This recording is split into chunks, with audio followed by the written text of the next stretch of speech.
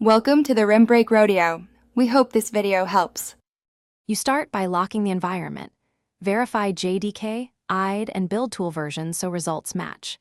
Next, reproduce the bug with the smallest sample, reduce dependencies and inputs to one failing test or main class. This saves time. Once reproduced, enable debug logging and capture full stack traces and thread dumps for concurrency issues.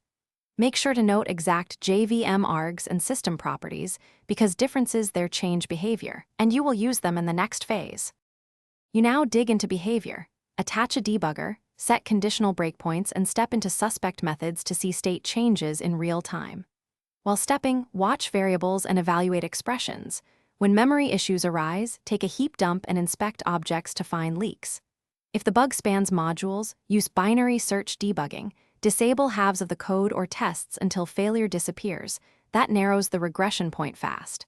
Once isolated, write a targeted unit test that reproduces the failure for repeatable iteration. You implement the smallest clear fix and add tests that assert correct behavior, then run unit and integration suites locally and in CI. After merge, use canary or staged deployments while monitoring logs, metrics, and error rates to catch regressions early.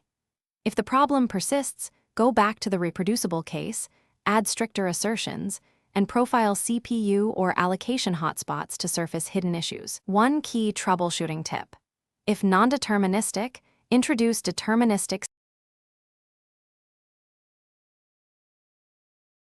Thanks for watching. Consider subscribing if we helped you.